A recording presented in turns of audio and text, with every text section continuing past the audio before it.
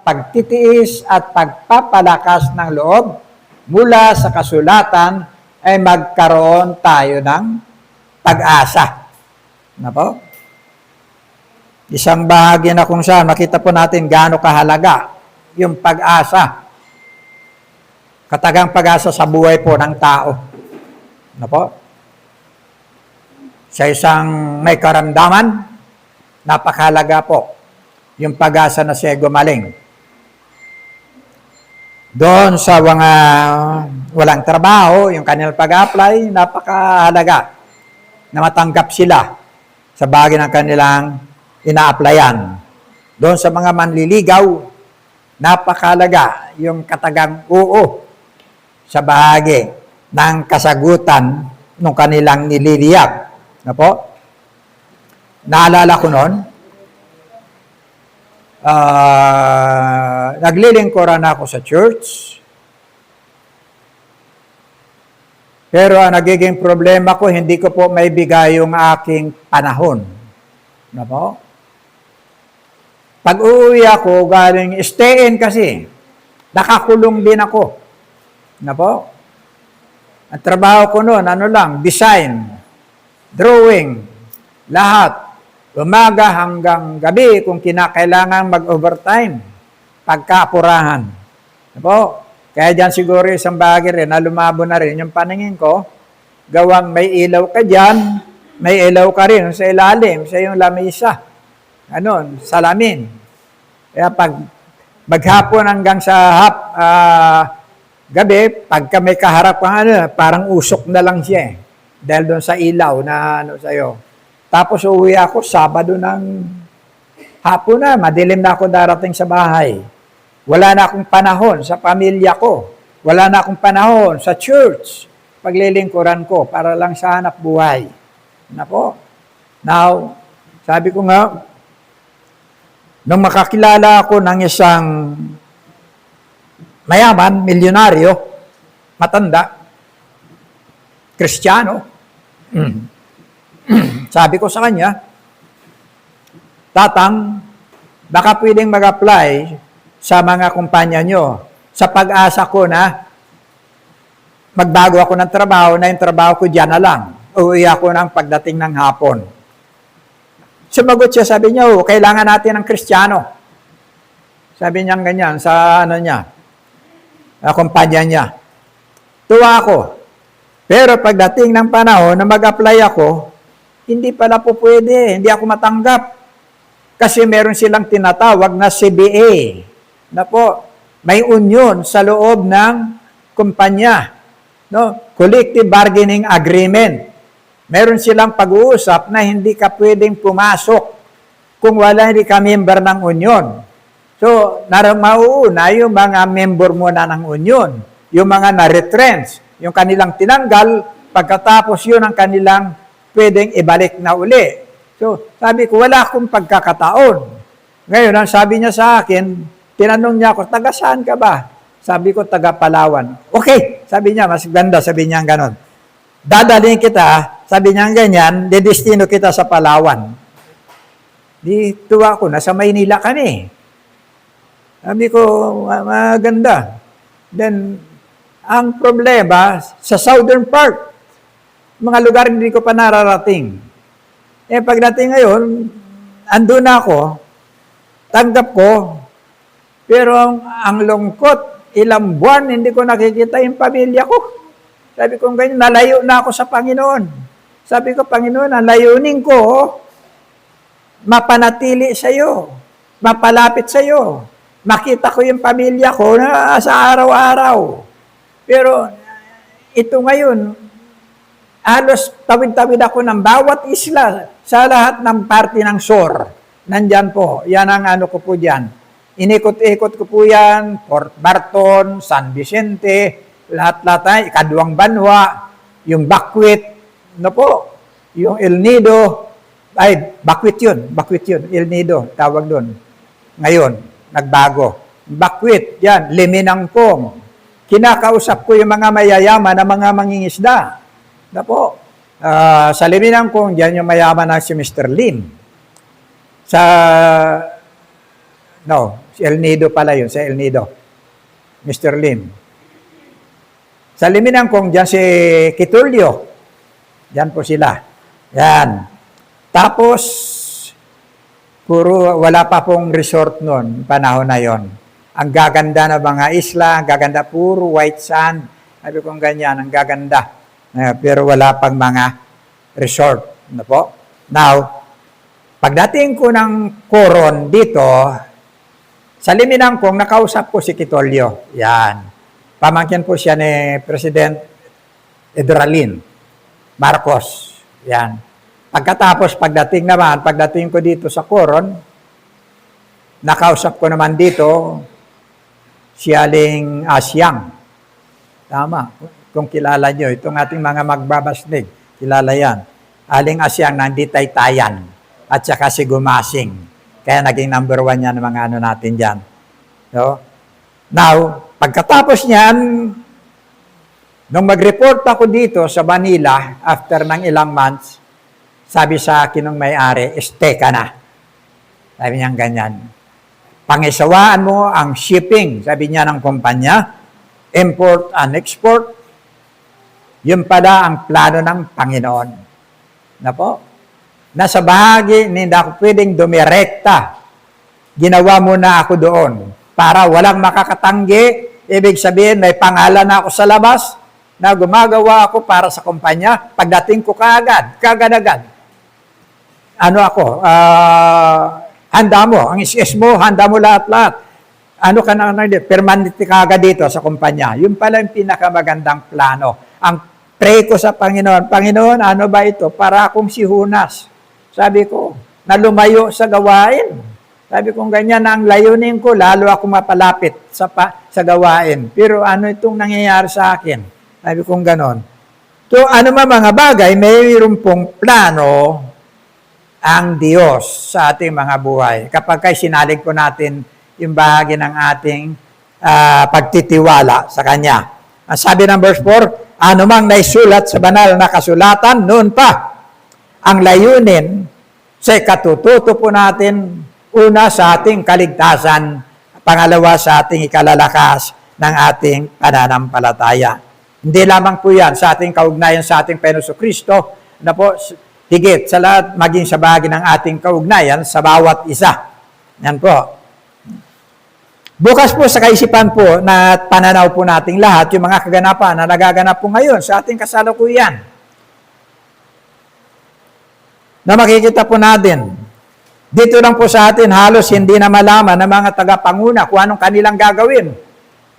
Kita po ninyo yung mga pagsasaayos. Halos hindi nila alam kung paano gagawin. Yung mga bagay na nagaganap na hindi na po maganda sa takbo ng ating pamahalaan. At yan yung tinatawag na yung ating flood control by them. Yan. Yung ghost project ng ating mga flood controls, nandiyan na yung mga corruption na malita. Andiyan na po yung impeachment. Hindi malaman kung ano lang uunahin nila. See? Andiyan na rin po yung tinatawag na missing sa bungeros. See? Ang lahat ng yan, malaya. Nakita po natin. Meron na bang nahuli dyan? Ilan lang nakulong. Pero yung mga malalaking tinatawag na mga malalaking isda na natiling namumuhay ng sagana. Na po, ang iba nandiyan pa rin sa panunungkulan. Kasama pa doon sa mga tinatawag na investigador na samantalang sila ang mas malalaking tama sa bahagi ng kanilang mga ginagawa. Diyan po. Habang yung mga tao na nasa atin, hibang na hibang sa pag-idol na mga bahagi ng kanilang mga kandidato na inaasahan nila na yung mga kandidatong ito ang siyang magbibigay sa kanila na magandang kinabukasan sa bawat araw pang darating sa panahon ng ating kapanahunan.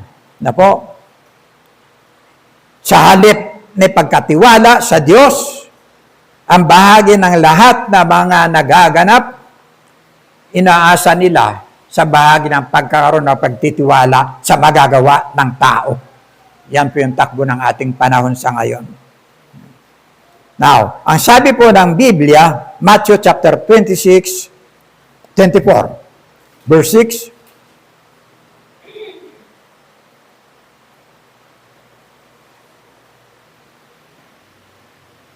andyan po. Makakarinig kayo ng mga labanan at makakabalita ng mga digmaan. Tama. Sa iba't ibang dako, ngunit huwag kayong mababahala dahil talagang mangyayari ang mga iyon, bagamat hindi pa iyon ang katapusan ng mundo. Verse 7, B, magkakaroon ng tagutom at lilindol sa maraming lugar, anumang nasasaad sa Biblia, nagaganap na po sa ating kasalukuyan. Ano po? Nailalapat na po yung mga nagaganap pong ito. Nauna na po, pinahiwatig ng banal na kasulatan. Marami na po nakakaranas ng gutom. Unang-una na yung mga naging biktima. Walang tahanan, nangawasak, lahat ng kanilang kabuhayan, lahat ng pinagkukunan ng kanilang pinagkikitaan sa araw-araw. Ngayon, lahat nararanasan nila yung bahagi ng matinding kagutuman. Maraming bansa nadamay sa bahagi po ng mga nakaganapan pong ito. Lalo na tayo. Ano po? Ngayon, makikita po natin ngayon, naranasan na po natin yung kahirapan po ngayon. Ano po? Taas ng mga bilihin, taas ng lahat. Hindi sapat yung kinikita ng isang tao, ng isang ama, ng sambahayan para tugunan ang pangangailangan nila sa buong sambahayan. Okay? Marami pong mga tinatawag dito, mga extra nilang ginagawa para lang makaahon. Na po? Now, kapag hindi po natin nilagay ang Diyos, nilubos na pagtitiwala, na siyang tanging pag-asa po natin sa lahat na nagaganap pong ito. Na po? Para tayong nagduduyan. Nakikita po ninyo yung bahagi ng tawag nito, lawalawa. Anong tawag dito? Sapot ng gagamba. Ano po? Para kang nagduduyan sa sapot ng gagamba kung wala kang pagtitiwala sa ating Panginoon Kristo. Ano po? Psalms 119 verse 114, ikaw lamang ang muog ko, at matibay na sanggalang. Ang pangako mo sa akin ay lubos kong aasahan. Tama.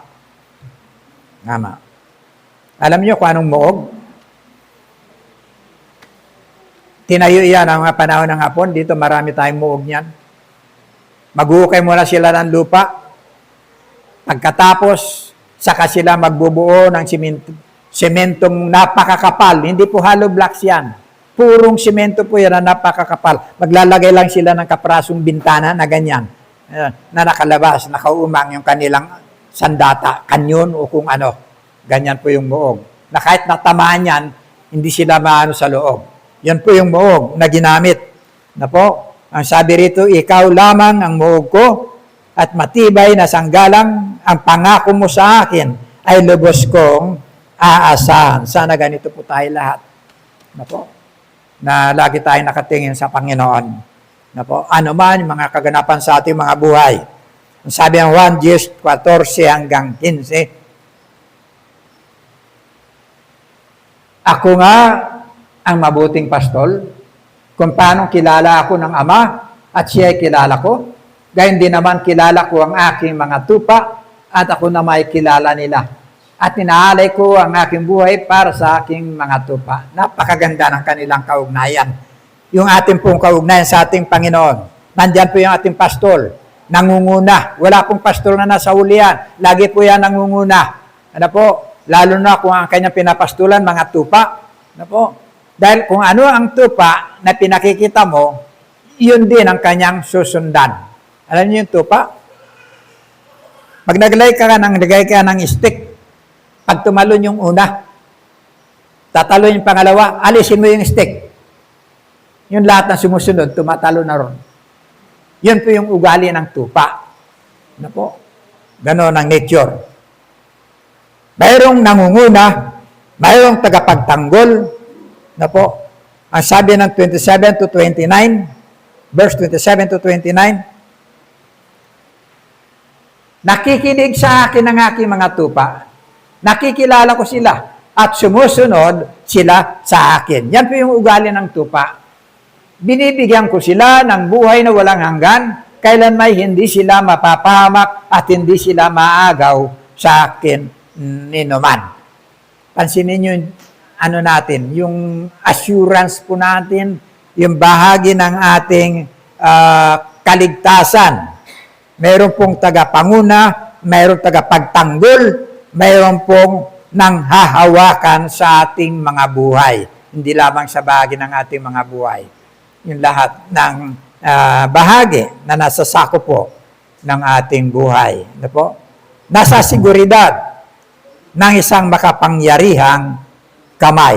Kaya nga pag alam natin yan, yung Roma 8:38, 39, no? Walang makakapaghiwalay sa atin. Anumang kapangyarihan na nasa langit, nasa lupa, o nasa ilalim ng lupa, walang makakapaghiwalay sa pag-ibig ng Diyos. Isipin po ninyo yung ating katayuan. Na po, sa Kanya ang ating pag-asa. Na po, pero kadalasan nagkakaroon po tayo ng mga problema na kuminsan tayo rin, na po, ang nagdadala. Na po. Pagkatapos makikita yung mga pressure sa ating mga mukha. No? Pressure ka, stress ka, distress ka. Galing po yan sa demonyo. Hindi po yan sa Diyos. Tandaan po natin, yung mga problema na dumarating, hindi po yan sa Diyos. Ano po? Gusto ng Diyos, bagyan ka ng kapayapaan. Bigyan ka ng maalwan na buhay. Ito po ang nais ng Diyos sa atin. Hindi niya gustong maproblema ka. Hindi niya gustong agawin yung atensyon mo sa mga bagay na walang katuturan. Yan po yung, ano po niyan? Yan ang tinatanim ng diablo. Ano po?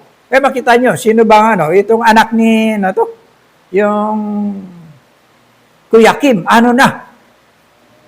Di ba? Kuya Kim, ano na? Ang dami niyang alam. Ang daming tinatanong sa kanya.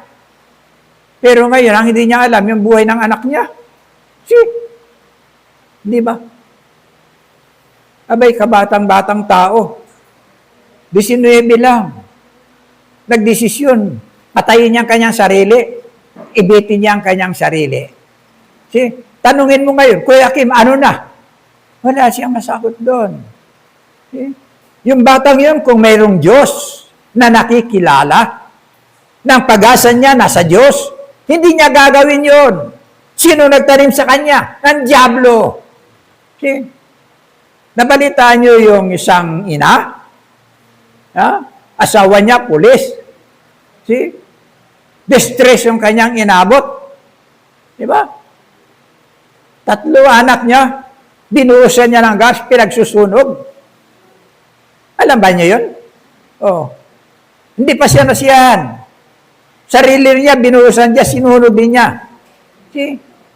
Yun po yung bunga ng mga stress. Yun po yung bunga ng mga bagay na ikaw ang nagdadala ng mga bagay na kabigatan, kinatatakutan, pangamba, o ano mga bagay na magaganap.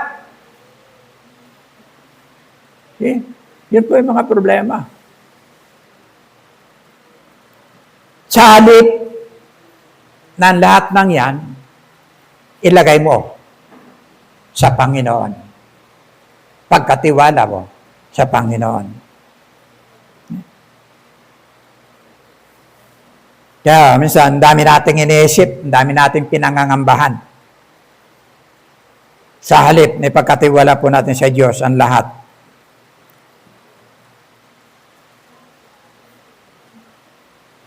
Kaya minsan, kung wala na tayong magawa na ibang bagay, saka lang natin naalala ang Diyos kung wala siyang pinaka huli na solusyon para sa atin.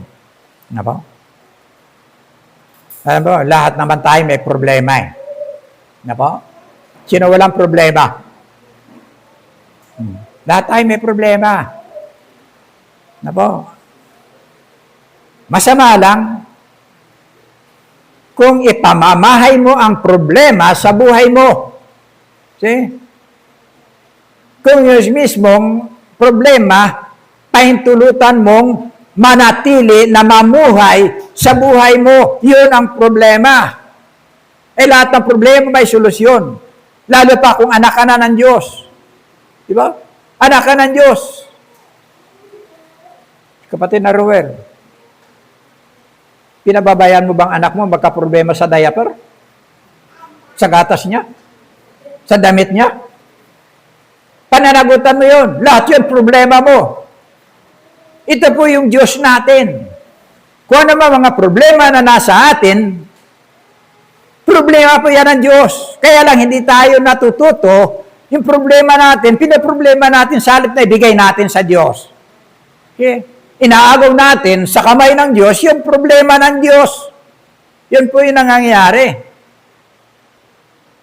Sa halip na magtiwala tayo, kaganda po ng may Diyos kang mapagmahal, may Diyos kang nanghahawakan, may Diyos ka na nagpaplano, may Diyos ka nagsusustini. Lahat. Wala kang may dadagdag sa buhay mo. Kaya sinabi ng Biblia, may dadagdag ka bang isang oras sa buhay mo? Wala. Maliban lahat ang Diyos. Kaya lang tayo, minsan, nilalagay natin sa ating sarili yung pagpapatakbo ng mga bagay para sa ating mga buhay. May Diyos ka nag-iingat, may Diyos ka nagkakaloob, may Diyos ka nagmamahal, nang hahawakan. Ano sabi ng 1 Peter chapter 5 verse 7? Ipagkatiwala ninyo sa Kanya ang inyong mga. Okay? Ipagkatiwala ninyo sa Kanya ang inyong mga. Ano ba yung mga na ito sa atin ngayon? Ha? Bilangin mo ngayon mga na yan. Anong mga na yan na sa atin? Okay? Ipagkatiwala ninyo sa Kanya ang inyong mga kabalisahan o alalahanin sa buhay sapagkat siya'y nagmamalasakit sa inyo. See? Hindi yan pabalat-bungang kanayang malasakit ng Diyos sa ating mga buhay. Ginagawa niya talaga yan. Na po? Hindi lang yan pangako. Isinasagawa ng Diyos. Sabi, pagkatiwalan niyo sa Kanya ang inyong mga, ano kaya mga mayan? Okay? Ang dami. Pansinin po niyo sa Matthew chapter 16,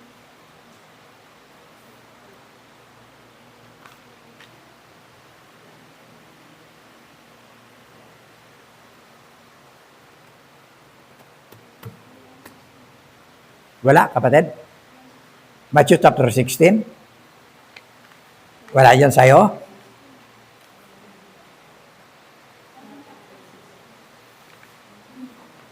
Wala? So, wala. Ito po yung insidente na pagkatapos po nilang magpakain ng 5,000 mahigit, na po, pinauwi na ng Panginoon Kristo yung mga tao at pagkatapos pinasakay sa daong bukod yung kanyang mga alagad. Pagkatapos nagpaiwan siya sa bundok na nananalangin. Imagine, nananalangin siya. Hindi para sa kanyang sarili, para sa lahat. Pagdating doon habang naglalakbay ang kanyang mga alagad, hirap, dilim, lakas ng hangin, malaking alon na humampas sa kanila, Sa halip na paayon na po, pabangga, pakontra sa kanilang pupuntahan. Madaling araw, alas 3, alas 4, may lumalakad sa dagat. See? Pagkatapos, sa halip na pasalamatan, pag-asa sa kanilang paghihirap, abay kinatakutan pa. Nagsisigaw sila, multo-multo. See? Sa halip na pasalamatan nila na may aksyon ng Diyos, sisigaw sila, multo-multo. Then, anong ginawa? Sabi ng Panginoon, huwag kayong matakot. Ako ito. Nung marinig ni Pedro, sabi niya, Panginoon, kung ikaw nga yan, paparianin mo ako. Pansinin po ninyo. Sabi ng Panginoon, halika. Nung tumayo siya sa dagat, nakalakad siya sa pamamagitan ng kapangyarihan ng Panginoon. Halika. Hindi sa kanyang pananampalataya. Okay? Halika. Bumaba siya, naging semento, nakakbang siya ng ilang beses. Pagkatapos narinig lang niya yung kapirasong hangin. Okay? Yung katatakutan. In-entertain na niya. Kapiraso lang. See? Pagkatapos yun, saka siya bumulusok. Anong sabi ng Panginoon? Ang lakas ng pananampalataya mo? Sinabi ba? Hindi. Pedro, bakit ka nag-alinlangan? Ikaw nakukunti ang pananampalataya. See? Kaya kuminsan, sa halip na tingin po natin sa Panginoon, ay yung ating mga kaisipan sa mga bagay na hiwalay sa Kanya. Kaya nangyayari, bulusok ka talaga. Yan po. Yan po yung nangyayari po ron. Now, ay sa atin po ngayon, pangkaraniwan na po nagaganap eh. Bagyo, ano po? Baha, lindol, bulkan, mga nagbabanta-banta ba? Diba? Yung sa Bayo na yan, pinalikas na yung mga tao hanggang 8 kilometro. Yung Canlaon ba ito? Sa Negros? Ano po? Yung digmaan na yan, yung taas ng krudo na yan, taas ng langis, gasolina, ano po? Taas ng bilihin. Tutuwa ako doon sa Facebook. Kita natin, si PBBM, aywan ko kung nakita niyo siya. Naka-t-shirt na lang siya. Tapos naka-shirt. Pagkatapos nakaupo sa bangkito. Yung bangkitong ganyan lang, mababa. Kaupo siya sa bangkito. Kaharap siya yung kala ni gatong. Andun. Tapos yung kawali, hawak niyo yung siyanse. Lahat tayo may cellphone. Sino na nakakita niyan? Ha? Nagpiprito siya ng daing? Hindi niyo nakita yon? Wala. Andun siya sa kaprasong kusina. Piprito siya ng daing. Yung daing, napakaganda pang pagkabiyak ng daing. Ang sarap. Titignan mo, ang ganda ng kulay. PBBM. Simbolo na marami pang kahirapan. Mga araw na susunod. Kung yung Pangulo, makita mong ganito. Sana, kung nakita natin, ay sana. Yung piniprito niya, mga bara-barang ginto. Ang dami niyang ganyan. Daing. Wala pa lang nakaano nun. Hanapin nyo yan. Now, tatandaan po natin, gano'n man kalakas ng mga problema, alon sa ating mga buhay, inaapakan lang yan ng Panginoon. Proverbs chapter 3, verse 5. Ayan. Kayawi ka magtiwala, buong puso at lubusan, at huwag kang mananangan sa sariling karunungan. Na po? May sarili mong karunungan man siya, katatakutan mo yan. Matthew chapter 4, verse 18 to 20. Tingnan niyo yung karunungan na yan. Minsan, naglalakad si Jesus sa tabi ng lawa ng Galilea. Nakita niya ang nag-aagis ng lambat sa lawa ang dalawang mangingisda, si Simon na tinatawag ding Pedro at ang kapatid niyang si Andres. Sinabi ni Jesus sa kanila, sumunod kayo sa akin at gagawin ko kayong mga mangisda ng tao. Okay? Dito makita po natin, unang-una pa lang naglilikom ang ating Panginoon Kristo ng kanyang mga alagad. Wala pang malalim na kaugnayan ito sa bawat isa. Maging sa ating Panginoon Kristo. Pero makita po natin yung ginawa nilang pagtitiwala sa ating Panginoon Kristo. Kagad-agad, mga bagay na kanilang responsibilidad, iniwan po nila. Wala silang mga tanong. Paano na lang yung saudahan? Paano na lang yung pamilya namin? Paano na lang yung hanap buhay namin? Lahat, idinepende nila sa ating Panginoon Kristo. Okay? Pagkalipas noon, namuhay na sila, magkakasama, 3.5 years na kasama nila ang Panginoon. Nung mamatay ang Panginoon at pagkatapos bumangon, nakita nila lahat yan. Na po, hiningahan sila ng Panginoon. Pero pagkatapos noon, nakita natin si Pedro na yung kanyang pagtitiwala nawala sa panahon na yon. Okay? Chapter 21, bumalik siya sa dagat. Pinairal niya yung kanyang karunungan, yung kanyang abilidad, yung kanyang magagawa. Na po, ang sabi diyan, verse 21, chapter 21, verse 2 and 3.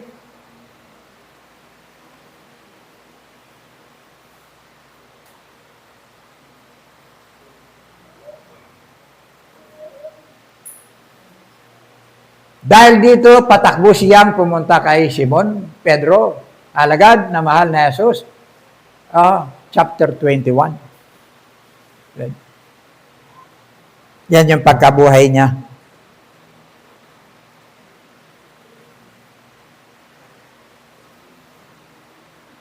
Ito yung panahon.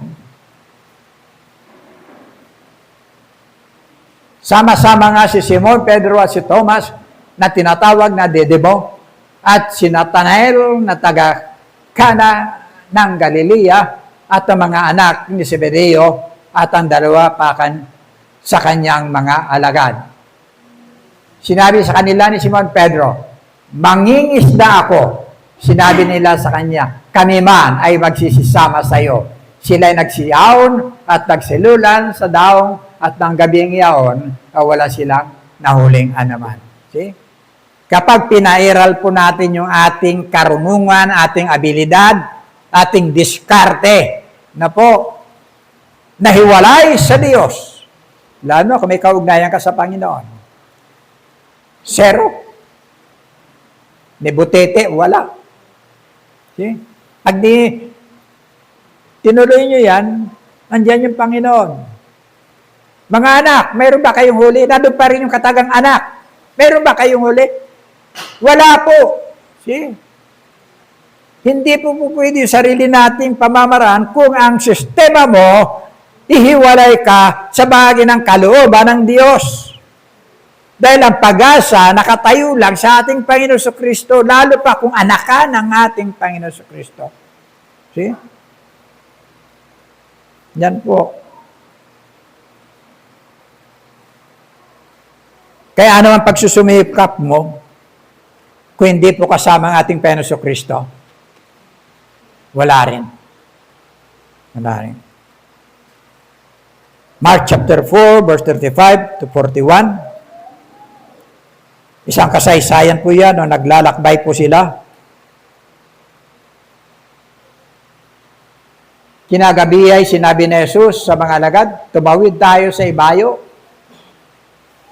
Kaya't iniwan nila ang mga tao at sumakay sila sa bangkang sinasakyan ni Jesus upang tumawid ng lawa. May iba pang mga bangkang nakisabay sa kanila. Habang naglalayag, inabot sila ng malakas na bagyo. Kaya't ang bangkang sinasakyan nila ay hinampas na malalaking alon at ito'y halos mapuno na ng tubig. Si Jesus ay natutulog noon sa may hulihan ng bangka. Nakahilig siya isang unan. Ginising siya ng mga alagad at sinabi, "Guro, baliwala ba sa inyo kung mapahamak kami?" Bumangon si Jesus at sinaway ang hangin. Tigil! At sinabi sa lawa, "Tumahimik ka!" Tumigil nga ang hangin at tumahimik ang lawa. Pagkatapos, sinabi niya sa mga alagad, "Bakit kayo natatakot? Hanggang ngayon ba'y wala pa rin kayong pananampalataya?" See? Kapag nagkulang po tayo ng pananampalataya, marami po tayong katatakutan sa ating mga sarili, sa ating paikot, sa mga bagay na nagaganap. Na po? Yan po yan. Lumalakbay po tayo sa mundong ito. Dami nating nakakasagupa. Malalakas na alon. Malalakas na hangin. Maganda po yun kapag ang buhay natin, tayo po naglalaro sa alon. Okay lang yun, kahit gaano kalalaki. Pero ang problema, kung yung alon na po, yung naglalaro sa loob ng buhay natin. Yun po ang hindi maganda. Na po? Yun. Usong-uso po ngayon, yung mga katagang, walang forever. Di ba? Walang forever. Yan kinasan, nandyan sa mga pamagat ng mga palabas. Walang forever. Sino naniniwala na walang forever? Pag nilagay mo sa Panginoon, ay sa Panginoon walang temporary. Walang temporary. Lahat forever.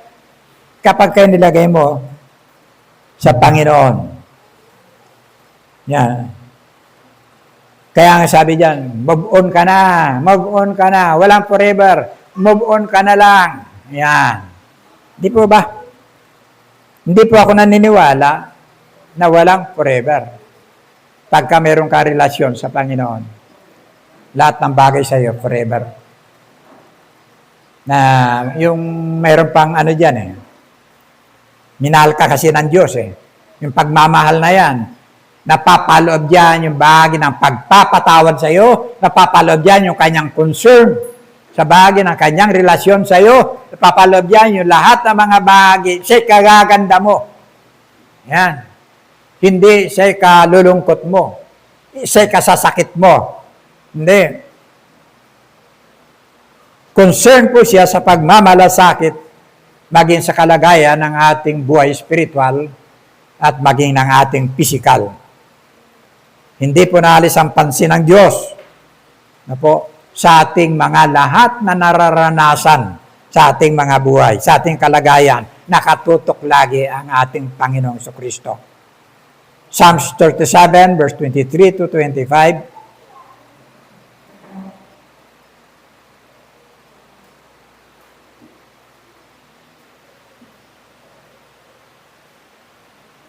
Ang gabay ng tao sa kanyang paglakad ay itong si Yahweh. Kung nais maligtas sa gawain niya, ang Diyos nagagalak. Kahit na mabuwal, siya ay babangon, pagkat si Yahweh sa kanya ay tutulong. Mula pagkabatat, ngayong tumanda na, sa tanang buhay ko'y walang nabalita na sa taong tapat ang Diyos nagpabaya o ang anak niya ay naging hampas lupa. Kagandang talata. Di po ba? Pero alam ba nyo na pinasok yan ng ating Panginoon Jesucristo? Sa atin, walang hampas lupa. Dahil andyan ang ating Diyos Pero alam ba nyo na pinasok yan ng ating Panginoon Jesucristo pagiging hampas lupa? See? Para lang mabalik tayo sa poder ng Diyos. Yan. Anong talata? Sabi dyan, Na po? Ugain man ang sanglibutan sa maraming bagay. Maraming masasamang kaganapan. Mabuwal man tayo. Mayroon pong Diyos na mapagpalang kamay, makapangyarihan. Nasasapo sa iyo at muli kang itatayo. Na po? Para maging kang matatag. Yan po. Hampas lupa. Sino ba hampas lupa dito sa atin? Wala. Di po ba? Ang ating Panginoon. Naranasan niya yan. Nakita niyo mga talata, di ba? May isang taong nagsabi sa kanya, sasama po ako sa inyo kahit saan. Ano sabi niya? May lungga yung mga asong gubat. May pugad yung mga ibon. Pero yung anak ng tao, wala man lang mahigaan. Wala man lang mayroong unan o maging una ng kanyang ulo. See? Yan po.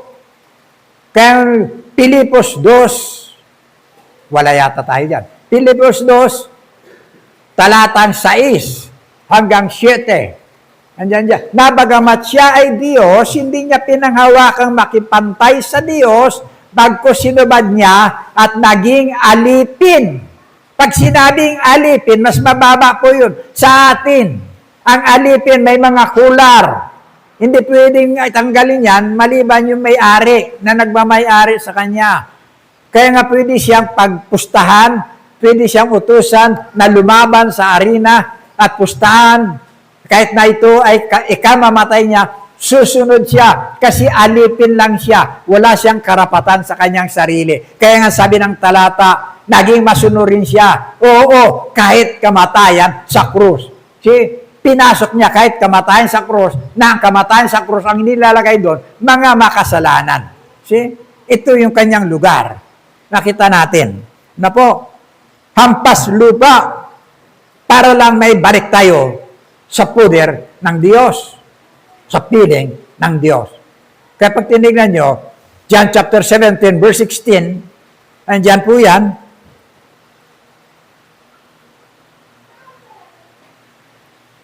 hindi sila taga-sanglibutan, tulad ko na hindi rin taga-sanglibutan. Dalawang bahagi po dyan. Una, yung kalagayan. Pangalawa, yung katayuan. See? Yung kalagayan at yung katayuan. Wala kasi dyan yung Roman 9:5. Nasa kanila ang mga ninuno, nasa kanila ang mga patriarka, sa kanila nagmula ang Kristo. Pero Diyos na pinapupurihan magpakailanman. Sa lahi, doon yung kanyang kalagayan.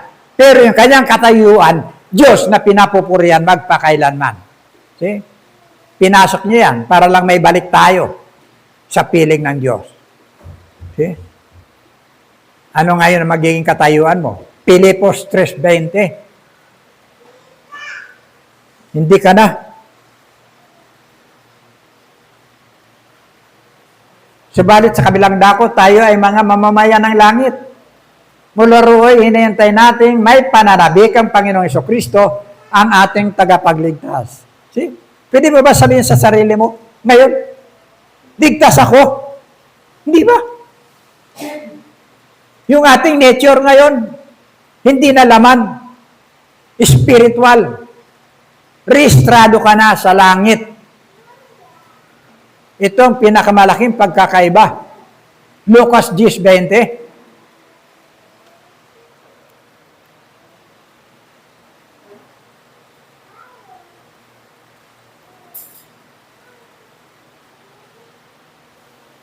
Okay. Gayon may, huwag ninyong ikagadak ito ng mga espiritu ay nagsisuko sa inyo. Masamang espiritu po yan. Kundi inyong ikagalak na nasusulat ang inyong mga pangalan sa langit. Purihin ang Panginoon. Kahit nakukunti tayo, paglabas nyo dyan, makikita nyo yung mga tao dyan na sasalubong natin. Iba-ibang mga pamamaraan, iba-ibang nasa isip, iba-ibang mga ginagawa. Na po, ng karamihan dyan, wala ang Diyos. Okay? Kaya kalimitan, sinasabi ko nga kung kailan yon, may mga taong sinusukat nila ang relihiyon, yung kanilang kaligtasan sa pamamagitan ng kanilang pag-uugali. Di ba? Ako naman, kahit hindi magsimba, mabuting tao ako. Ako naman mabait, ako naman matulungin, ako naman hindi adik, ako naman. See? Doon nila inilalagay ang kanilang sarili. Sinusukat nila ang kanilang kalagayan. Ano? Now, meron pong maaga pa. Meron pong isang matanda na matanda na ito, halos hirap na talaga sa paglakad. Pero makita nyo, matandang babae. Pero ano po siya? Masigasig siya sa gawain ng Panginoon. Pagkalinggo, maagang-maaga pa, nandiyan na. Kahit na ilang oras pa bago dumating yung mga iba, andiyan na siya sa church. Minsan makikita mo nagdadamo kung ano-anong ginagawa. Pag-start ng gawain ng pananambahan, andun siya lagi. Alam ng lahat kung saan siya nakaupo. Di ba? Ganyan tayo. Pagpasok mo lang, alam mo kung saan ka dapat umupo. May kanya-kanyang upuan kayo. Di ba? Mas ano kayo? Mas feel ninyo. Yung lugar kung saan kayo nakaupo. Kaya alam niya ng pastor kung saan kayo. Kung absent kayo, hindi. Kasi alam niya kung saan kayo nakaupo. Linggo-linggo. Ganon din. Yung matanda. Pero dumating yung oras. Wala na siya sa upuan niya. Sumunod na linggo, wala pa rin siya. Sumunod na linggo, wala na siya. Naburido na yung pastor. Nakikita niya lagi ng bakante yung upuan. Nagtanong na siya sa kanyang mga membro, mga kapatiran. Ang sabi niya, alam ba niyo yung bahay ng ating kapatid na nanay, nalulak? Walang makapagsabi kung saan siya nakatira. Sinikap nila yun, hinanap po nila. At natunto nila kung saan nakatira. Nakita nila ang laki. Napakaluwag na bahay na pader. Yan. Na po, pagdating doon, walang bubong. Yung building, wala, puro lang pader. Pagpasok nila sa loob, nandun pala sa loob ng building na walang bubong, may isang barong-barong doon ng kanyang bubong. Karton, plastic. Yun lang. Yung kanyang mga dingding, ganun din. Karton, plastic. See? Pagkatapos, kapraso lang. Meron siyang papag-papag na yung kanyang pinakapa, parang yung hollow blocks lang na pinagpatong-patong. Ganun lang, yun ang kanyang pinakapapag. Kasya lang siya doon. Pagkatapos sa kanyang paanan, nandun yung kanyang paminggalan. Ilang plato. Nung makita siya, sinilip siya dyan. Nung mga members na pagdating doon, naiyak sila nung makita nila yung matanda na may sakit. See? Naiyak sila lahat. Dahan-dahan siyang naupo, bumangon. Mga apo, bakit kayo umiiyak? See? Hindi ba nyo alam nang nakatira dito, anak ng hari? Hello? Anak ng hari. Yun po yung kalagayan. Isa siyang ganong itsura. Pero yung kanyang katayuan, anak siya ng hari. See? Ano man po yung ating kalagayan dito, tad-tad ka man ang problema, dapat mong pasalamatan kasi anak ka ng hari. Ano ba mga bagay na naranasan natin, hindi natin problema yan, problema ng hari. Yun po yung ating mga katayuan. Bagamat ganito po yung ating kalagayan. Kaya karamihan, sabi natin, bahagi na makikita natin, mga anong tawag dito, salawikain ba yan? Try and try. Try and try. Until you die. Isipin mo yan, try and try until you die. Ikaw lang magsisikap para sa sarili mo. Kahit na ikamatay mo na. Try and try until you die. Pag nabigo ka, move on. Di ba? Yan ang ano natin. Pero tayo hindi. Bakit ka magta-try? Nabubuhay tayo sa biyaya ng Diyos. See? Nabubuhay tayo sa panuntunan at plano ng Diyos. Hindi ka try and try. Hindi ka move on. See? Ano yung sa atin? Hold on sa pangako ng Diyos. Hindi move on. Hold on. Manghawakan ka sa iyong Diyos. Manghawakan ka sa salita ng Diyos. Manghawakan ka sa iyong pananampalataya na ang Diyos na ito gumagawa sa iyong buhay. Hindi nagpapabaya. Ito po yung ating Diyos. Ano po? Psalms 37, verse 3-5. Tignan niyo kung saan natin dapat ilagay. Hold on. Umasa ka sa Diyos. Ang mabuti gawin. At mananahan kang ligtas sa lupain. Panghawakan mo. Panghawakan mo. Kayawi mo hanapin ang kaligayahan at ang pangarap mo ay iyong makakamtan. Kagaling. Verse 5, ang iyong sarili sa Kanya italaga tutulungang ganap kapag ikay nagtiwala. See? Purihan po ang Panginoon. Diba? Kita po natin sa mga kaganapan po ngayon sa ating sanglibutan. Ano po? Hindi po tayo dapat maaburido. Ano po? Mga bagay na kuminsan ihatid ka ng Diyos. Sa mga pagpapala na makikita mo ang ating Diyos kung gaano katapat sa iyo. Ito po yung mga ating mga karanasan. Ano ba mga bagay na po nakita natin na medyo malabo, may hamog sa ating daraanan? Tiwala ka lang sa Panginoon. Kaya ang sabi ng huling talata ng Psalms 119, verse 105, Thy word is a lamp unto my feet and a light unto my path. Po, puri ng Panginoon, kompleto po tayo ng pangako ng Diyos. Ng kanyang pangako, hindi po bitin.